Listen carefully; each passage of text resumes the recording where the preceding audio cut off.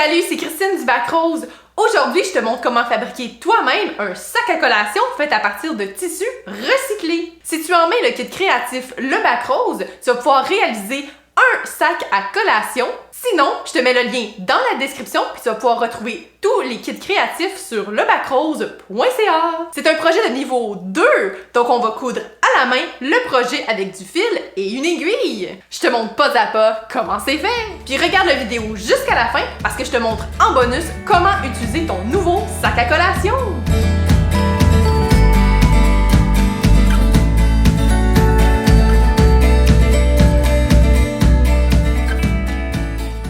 Dans le kit créatif, tu vas retrouver tout le matériel nécessaire pour réaliser le projet. Le guide de couture, le guide enfiler une aiguille et le guide le point arrière, un sac à moitié cousu, une aiguille, 5 épingles, du fil.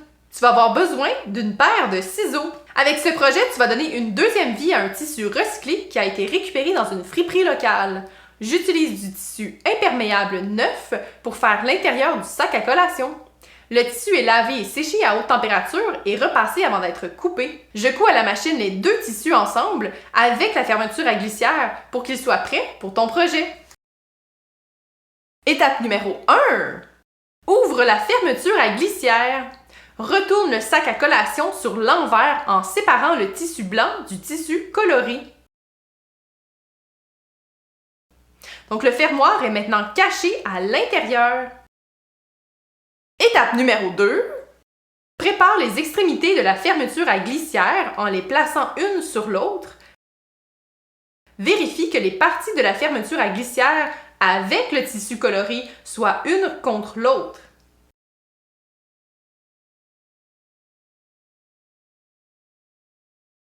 Utilise les épingles pour tenir en place les extrémités de la fermeture à glissière. Épingle maintenant l'autre extrémité de la fermeture à glissière. Pour t'aider à placer les tissus, referme un peu le fermoir.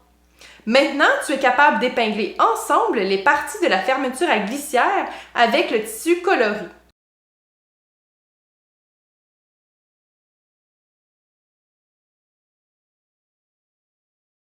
Étape numéro 3.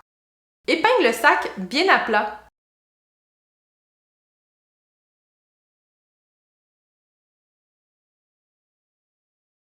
Étape numéro 4. Enfile une aiguille à l'aide du guide Enfiler une aiguille.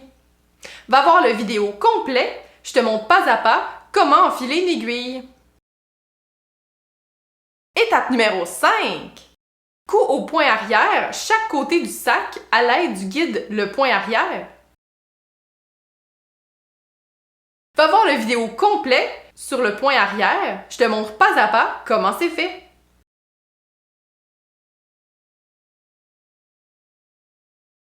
Si tu veux t'aider à coudre en ligne droite, tu peux utiliser une règle et un crayon pour tracer la ligne de couture.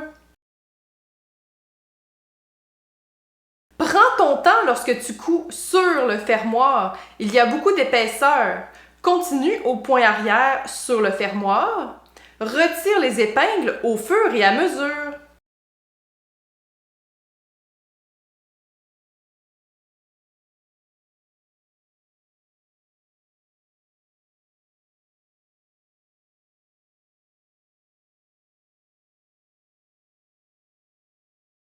N'oublie pas de faire le nœud pour terminer la première couture.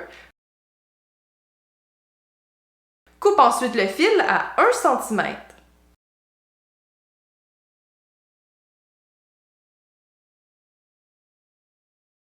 Tu es maintenant rendu à coudre le deuxième côté du sac. Encore une fois, tu peux tracer au crayon et à la règle la ligne de couture pour t'aider à coudre en ligne droite. Mesure 5 cm pour l'ouverture, couds au point arrière le deuxième côté du sac.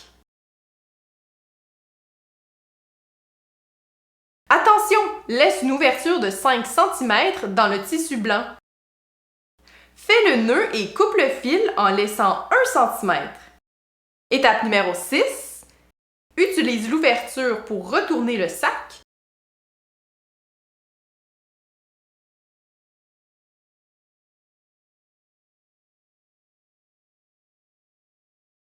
Retrouve l'ouverture dans le tissu blanc. Ouvre le fermoir au complet.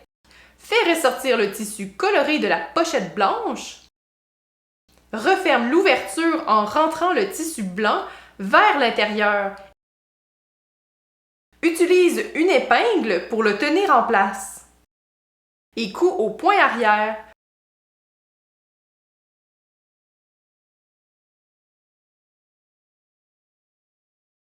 Referme l'ouverture près du bord. Fais le nœud et coupe le fil.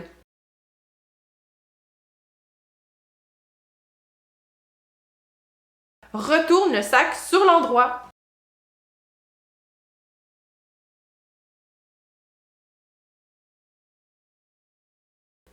Utilise une épingle pour faire ressortir les coins du sac. Fais la même chose dans l'autre coin du sac. Place la doublure imperméable dans le sac bien à plat. Bravo! T'as réussi à fabriquer toi-même un sac à collation! C'est quoi les avantages de fabriquer soi-même un sac à collation? Ça t'a permis de recycler un tissu usagé, ça t'a permis d'apprendre la couture à la main et tu as fabriqué toi-même un accessoire pour transporter tes collations sans déchets. Adieu les petits sacs en plastique jetables! En bonus! Le sac à collation est facile à utiliser. Tu peux transporter tes crudités, tes noix et fruits séchés ou même ta barre tendre fait maison. Quand tu as terminé de l'utiliser, tu n'as qu'à laver le sac avec ta brassée quotidienne. Et le tour est joué! N'hésite pas à m'écrire en commentaire comment s'est passée ton expérience de recyclage textile. Parce que les déchets textiles, ça va pas au compost ni au recyclage. Je t'aide à donner une deuxième vie à des tissus recyclés, en plus de te montrer comment fabriquer toi-même des accessoires pour le quotidien. Si tu as aimé la vidéo, donne-moi un beau j'aime. Partage à tes amis pour les aider dans leur démarche zéro déchet. Puis abonne-toi à ma chaîne YouTube pour découvrir plein de tutoriels et de vidéos sur la couture et le recyclage textile. À la prochaine!